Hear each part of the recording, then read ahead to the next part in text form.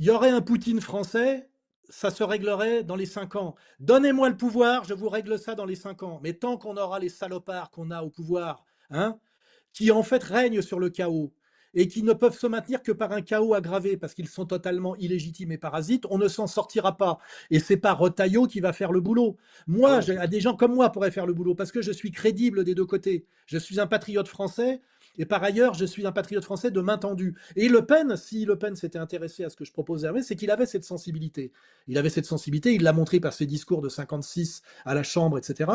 Et je dis que malheureusement, comment faire pour qu'il y ait à la tête de l'État français on va dire presque, je sais pas, une sorte de Gaulle, si on voulait être gentil, qui a à cœur l'intérêt supérieur de la nation, qui prend en compte le réel, c'est-à-dire pas, qui n'est pas en train de faire du clientélisme et de faire plaisir, et qui met en place des solutions qui sont viables, acceptables sur le plan légal, économique, moral, etc.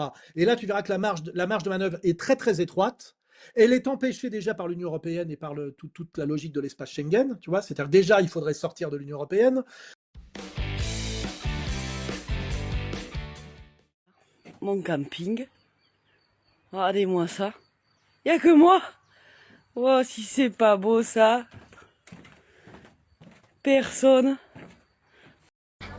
Aujourd'hui, 11 h, marché à Pornic, regardez.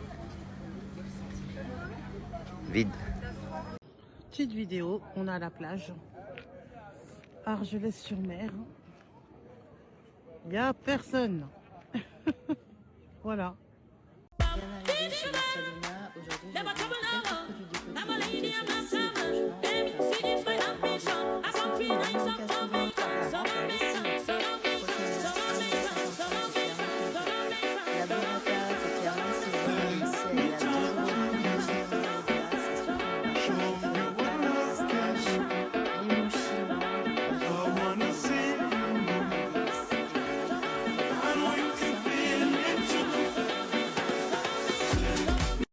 Alors que les dépenses totales de l'État, c'est plus que 1600 milliards d'euros.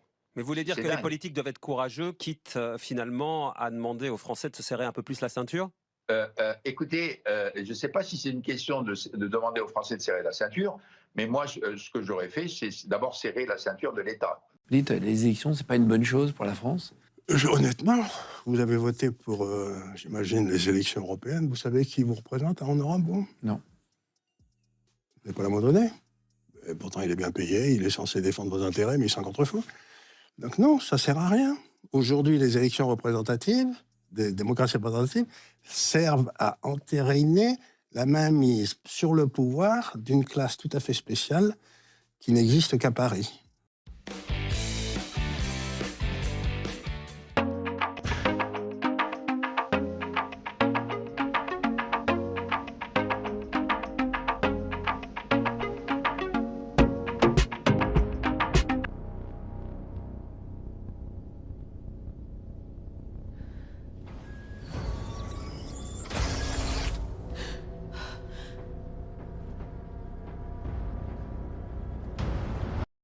N'empêche, t'imagines qu'en 2000, on aura des voitures volantes et qu'on habitera peut-être sur Mars et tout? Waouh, ça va être génial, j'aurai 25 ans en plus. Il me tarde trop. Alors les jeunes, n'oubliez pas, quand vous faites caca, ne vous tournez pas vers la Mecque. Et si vous pétez durant la prière, il faut refaire vos ablutions. Tu as vu les sondages pour 2027? C'est terrible, les fachos sont aux portes du pouvoir. Oui, c'est très inquiétant. Dans un an, c'est le retour du bruit des bottes. On risque la guerre civile. On va devoir à nouveau faire barrage comme en 2022. Tu imagines si on avait voté Le Pen? Tous les jeunes que tu vois jouer dans la rue auraient été expulsés ou incarcérés. Mais il se passe quoi là? Oh, c'est rien, c'est les jeunes du quartier, ils règlent leurs petits différends de commerce. Tiens, il y a le fils de Samira et de Fatoumata. Bof, ça fait de l'animation dans le quartier un peu. Plutôt Bardella ou Mélenchon? Bardella. Ok, pourquoi Bardella? Pourquoi? Parce qu'ils pensent d'abord aux Français au lieu des étrangers. Après, tout le monde dit oui, il veut renvoyer les étrangers chez eux. Bah non, c'est juste qu'il pense d'abord à son pays et après aux autres, parce que nous sommes un peu aussi dans la merde, hein, il faut se le dire. Ouais.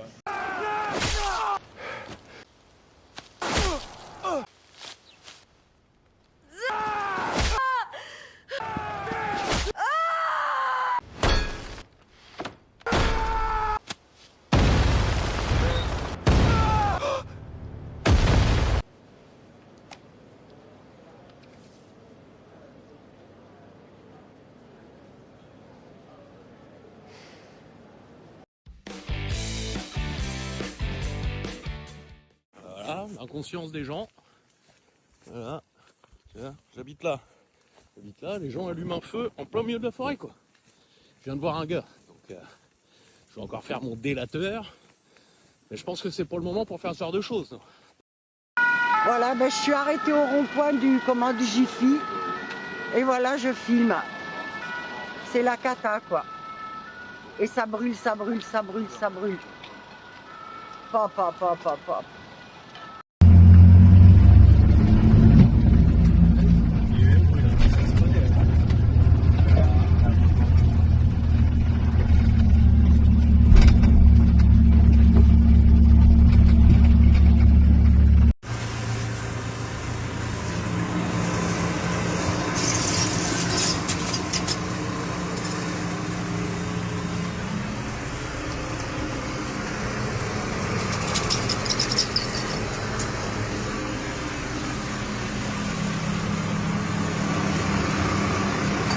Vous n'êtes pas assez nombreux là? Non, on n'est pas assez nombreux là. Non, on n'est pas assez nombreux, mais on fait comme on peut parce que c'est la guerre. C'est l'enfer. Même si on est fatigué, on se donne pour les gens, on se donne pour nos copains qui sont tombés mardi. C'est toujours tout ça. Vous avez sauvé des maisons, mais on en va aussi partir. Qu'est-ce que ça vous fait? Ça nous rend triste. On se sent impuissant. Un petit peu, donc avec tout ce qui a brûlé, si on laisse tout brûler, ça va être compliqué. Et là, vous êtes venu en autonomie, sans pompiers, sans sapeurs-pompiers à vous. Rien. C'est pas trop dangereux? Après, ça crame, vous le voyez. Après, il faut regarder le feu. Si vous voyez que les arbres ils commencent à se coucher vers vous, faut pas hésiter à partir. Hier, il y a eu un saut, c'est parti de l'autre côté, sur Somons. On a été obligé d'arrêter. Non, mais là, on est bon, Voilà, vous l'aurez compris, ces habitants qui sont pleinement mobilisés pour tenter effectivement que les flammes ne dépassent la route. Et on le rappelle, de la fumée toxique, vous le voyez sur ces images de Marius Noël, et cette pluie de braise que vous voyez qui tombe effectivement sur cette route où la visibilité est extrêmement réduite. On ne distingue plus rien ici. Cette fumée toxique qui se dirige donc vers le sud, vers la commune de Blagon et vers la commune de Marcheprime, où je vous le rappelle, plus de 8000 personnes ont été évacuées ce soir.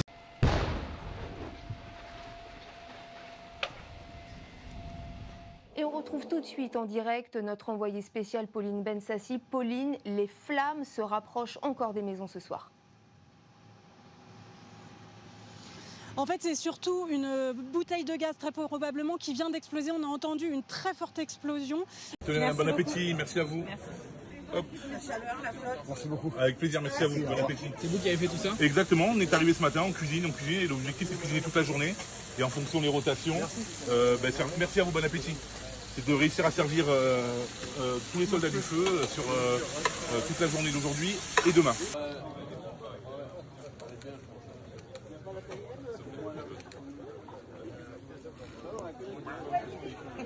Bon appétit.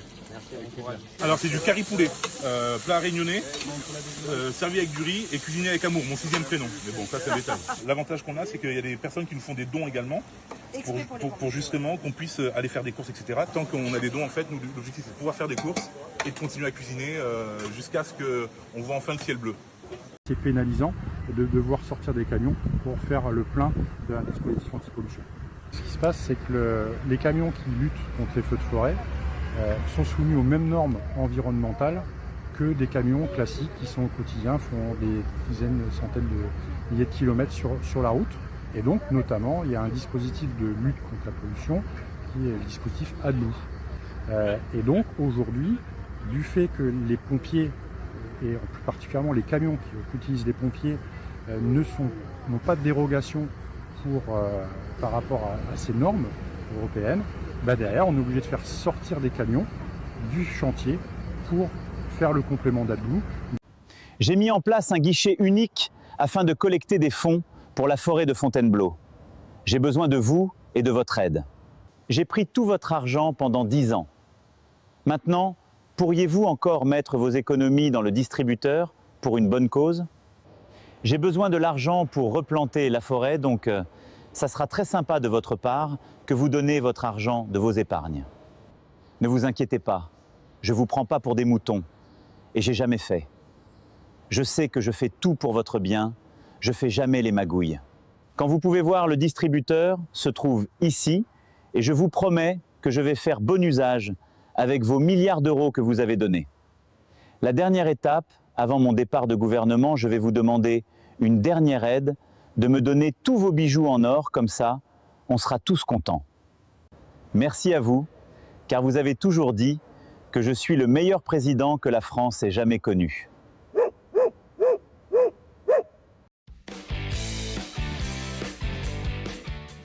C'est vraiment touchant de voir des agriculteurs nous aider sans rien demander en retour. C'est ça la France en fait, c'est ça la France.